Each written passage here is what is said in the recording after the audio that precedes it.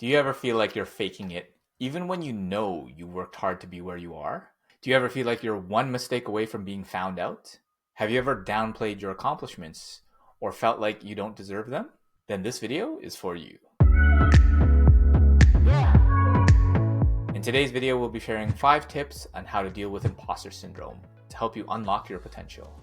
We'll dive into what is imposter syndrome and its 5 types, tips and tricks to get you past imposter syndrome to get you to thrive in your career. If you're new, hi, my name is Luki, and I create educational videos on jobs, careers, and life. If you're looking for some practical tips, advice, and life lessons, subscribe to stay up to date. And make sure you stay until the end to get all the tips to overcome imposter syndrome. Let's get started with what is imposter syndrome. People who experience imposter syndrome often feel like they're faking it, and that eventually someone's going to call them out or expose them.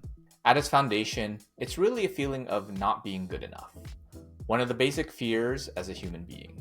What's surprising, it affects people at every level, from students to new hires to CEOs and public figures. I've encountered it recently in my new role. I was hired into HR and brought on to bring in great people and build high-performing teams. And while I've done both of those many times before, I was still hit with imposter syndrome. Many folks don't realize that there are actually 5 types of imposter syndrome. First is the perfectionist. If you're this type, you set impossibly high standards for yourself, and even a tiny mistake can make you feel like you're failing. Second is the superhero. You push yourself to work harder than everyone else around you. Taking a break or asking for help feels like you're falling short. Third is the natural genius. You believe you should naturally excel without effort. When something doesn't come easily, you feel embarrassed and question your abilities. 4 is the soloist. This type feels like asking for help is a sign of weakness. You believe success should be achieved entirely on your own. And 5 is the expert. The expert thinks that they need to know everything before they can start. No amount of knowledge is enough, and you're constantly afraid of being exposed as inexperienced. Recognizing which type you identify with can be the first step in managing imposter syndrome. And for some, like me, you feel a bit of each. But once you know, how do you deal with it? A few helpful strategies are to reframe your thinking, celebrate the wins, talk to someone, practice self-compassion, and then act with confidence, even when you don't feel it.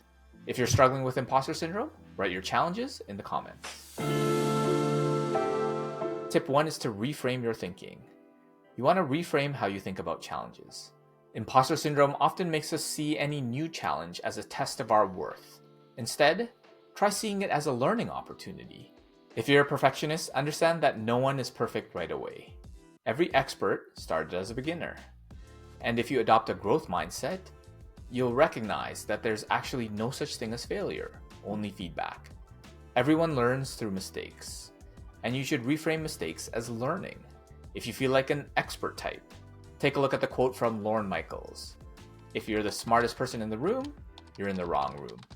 Embrace your curiosity and learn from others. Tip 2 is to celebrate your wins. Imposter syndrome often shows up because we don't take time to acknowledge the amazing things that we've done.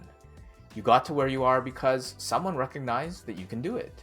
Take time to acknowledge what you've accomplished, even the small stuff. Maybe you did something at work that saved time, or you received a compliment on a project. Write it down. This isn't about being boastful. It's about creating a record of proof that you're capable. Consider making it a habit and including it as a daily journaling practice. Just reflect on one win that you had, but instead of just thinking about it or writing it down, take time to feel it. Most people don't need to always feel good. They need to get good at feeling. Practice feeling proud of your accomplishments. Tip 3 is to talk to someone. Don't go it alone. Talking to friends, mentors, or colleagues can help. You'll probably be surprised to find that others feel the same way.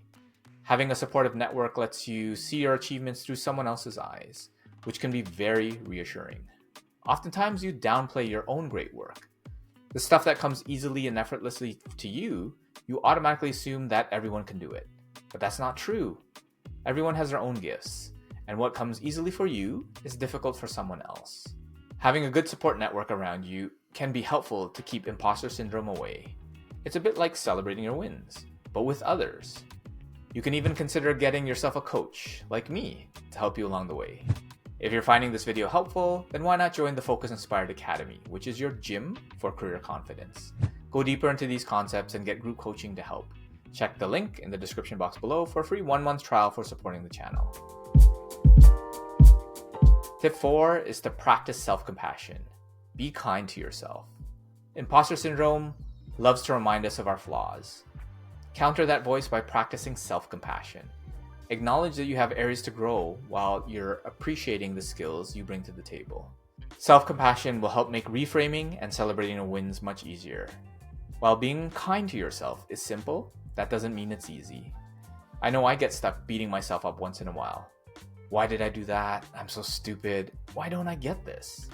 I did that a lot more before, and with some journaling, self-reflection, meditating and coaching and therapy, now not as much.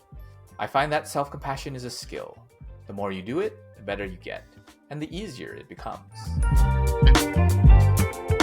Tip 5, act with confidence, even if you don't feel like it.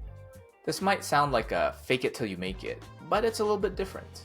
Many folks have an impression of someone who is confident as someone who doesn't feel any stress, anxiety, or worry.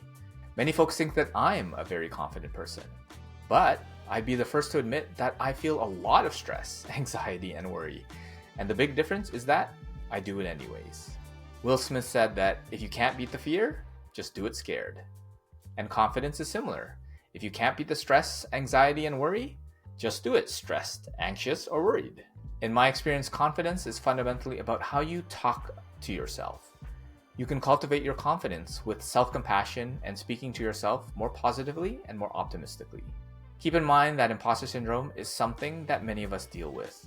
Whether you feel like you're a perfectionist, superhero, natural genius, soloist, or expert, or a bit of each, it's totally okay to feel that way. Just remember that you're not alone. Take time to practice reframing your thinking, celebrating the wins, talking to someone, practicing self-compassion, and acting with confidence, even when you don't feel like it. The next time that voice of doubt creeps in, take a breath and remind yourself that you've earned your place. What do you think about the suggestions in the video? Let me know what tips you recommend in the comments or if I missed anything. Don't forget to subscribe for more tips on jobs, careers, and life. And YouTube recommends that you check out these videos next. Until next time, be focused and stay inspired.